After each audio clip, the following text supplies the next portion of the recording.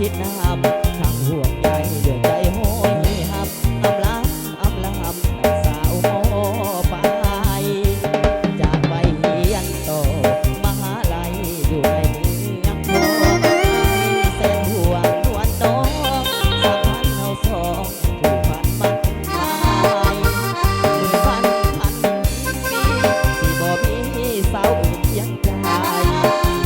ใจของอายมอบให้สาวแก้มใสดวงหาทองเสียงอย่างน้องห้องในหมดคือต่างใจอายหลายดีโอ้เด็กหอคือน้องเอิ้นหาลมพัดมาเสียงหลังมาบ่แม่เสียดน้องนั้นเบอร์โทรน้องนั้นบ่ได้ต้องเฟซบุ๊กบ่ได้คือแต่ตอนนี้อายตั้งต้องการเพียงอายลืมบ่ได้ดอกสัญญาใจไว้ตามหมดอยากให้น้องเป็นเหมือนเก็บความคิดถึงใส่ใจพาเพียงหนุ่มมหาลัยสิหาน้องไว้บ่มีวันเปลี่ยนสิห้องใจของอายไว้เฮียนเขียนไว้ในใจตั้งแต่อาย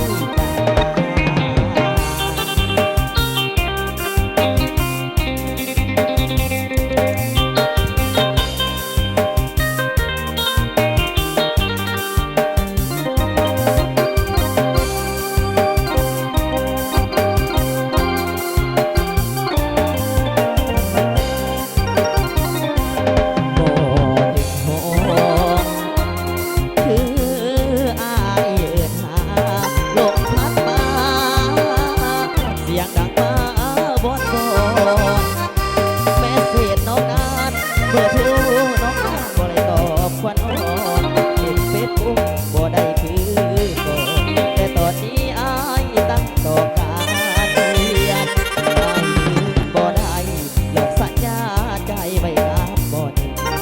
อยากหักน้องเป็นหนึ่งเก็บความคิดถึงใส่ใจภาพเพียนหนุ่มมหาลัยสิหักน้องไว้บ่มีวันพันเปลี่ยน